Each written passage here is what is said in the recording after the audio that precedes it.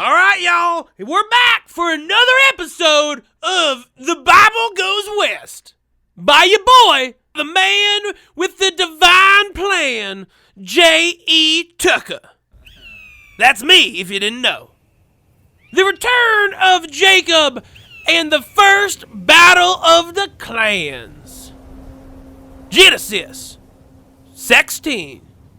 Jacob turned in the mauled body of the stranger, and his reward was great. Word of his catch went far and wide. In only 2 days, the news of Jacob's actions reached the wives hunting him. Rachel said to the others, "Looks like our husband is wealthy and in a nearby town. Let us go to him and say hello." The wives rode throughout the day and night. The rush of the hunt kept them awake like good Bolivian marching powder. And believe you me, J.E. Tucker knows a thing or two about Bolivian marching powder. How do you think I got all this Judge God money to make this book? They reached the town and set up station at all the entrances, keeping a good eye out for their runaway husband. Good old-fashioned robbery and murder was on their mind. Around little after sundown, Jacob made himself known to the town. Jacob erupted from the inn with great gusto, a smile on his face and money in his pocket. His new spurs jingle-jangled all the way to the saloon, like the 3 little piggies going all the way home. Leah was the first to see him. Her bubbling rage made her movements rash and almost gave her position away. Luckily, a young strumpet caught Jacob's eye and focused his attention. Leah followed her husband to the fanciest saloon in town. His appearance garnered cheers from the patrons at the bar. They knew his drunk ass was going to spend way too much money. Leah gathered the other wives, and together they came up with a plan. They would pay one of the ladies of the saloon to go home with Jacob. Once distracted by the young flesh he lusted after, the wives would enter from the window and door, thus blocking his escape. Like cheese does with me after a long day. As they predicted, Jacob fancied one of the ladies. The wives found the woman and persuaded her with a good sum of money to become intimate with him. After a night of drinking, Jacob was ready to know this young thing. He gathered his things, took a blue pill, and left with the young lady, his wives in tow. Jacob was lost in the body before him as he entered his inn. He did not notice the 2 other women following them. He was only looking to breed, like a steed in heat after a long, hard ride. Maybe make a stallion or 2. Once the young woman had stripped Jacob of clothes and weapon, the wives made their entrance. Female Billy and Zippy crashed through the windows. Leah and Rachel kicked open the bedroom door. A naked Jacob screamed, "Hey!" Zippy hit him in the dick to stop the fearful cry. Jacob dropped to the ground, and Rachel paid the nice young lady a bonus, telling her to forget what she saw. The 4 women moved on Jacob. The first lady punched him square in the face, followed by a slap of a gun barrel from Zippy. Female Billy grabbed him by the throat and threw him onto the floor. Rachel spoke, she said. "Howdy, husband. It seems you have come upon good times." Jacob said, "Hello." Rachel continued, "We've been hearing some mighty great things about you. Word on the ranges that you collected on the bounty of he who wears the golden duster." Rachel went to Jacob's closet. There she found many nice jackets and a large bag filled with banknotes. Rachel took the treasure out of the closet and threw it to her allies. Female Betty said unto Jacob, "What do we have here? Payment for having your children? It seems a little shy."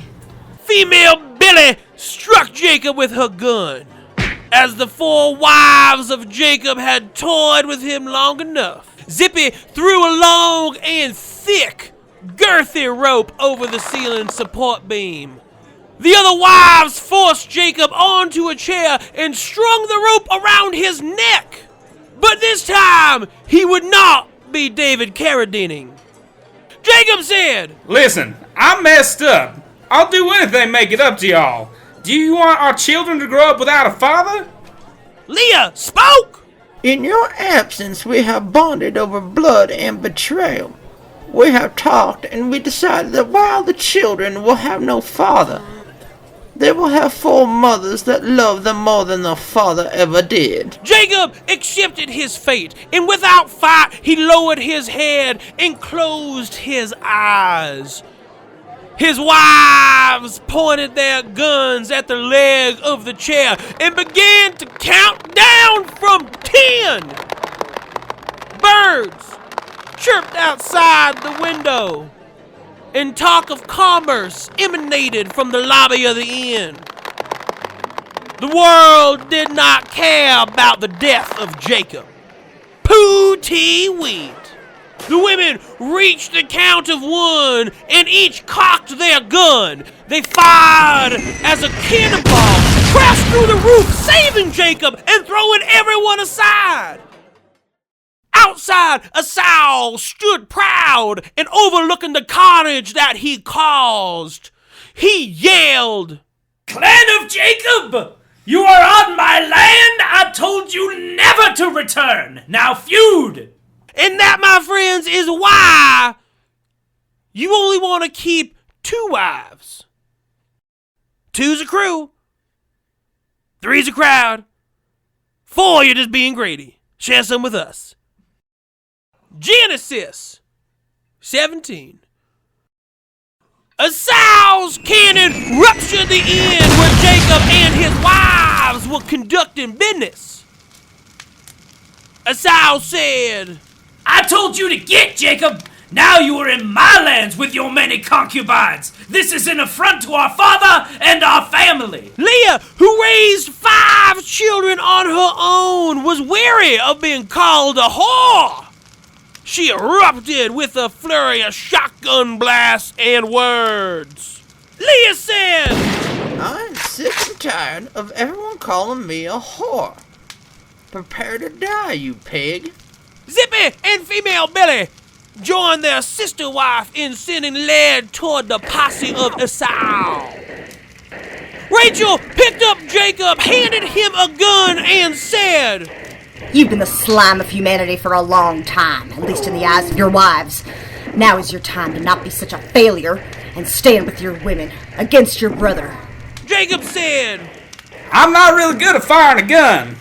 Before he could show her his accidental, self-inflicted gunshot wound, Rachel threw him up and toward a window for better view of the action.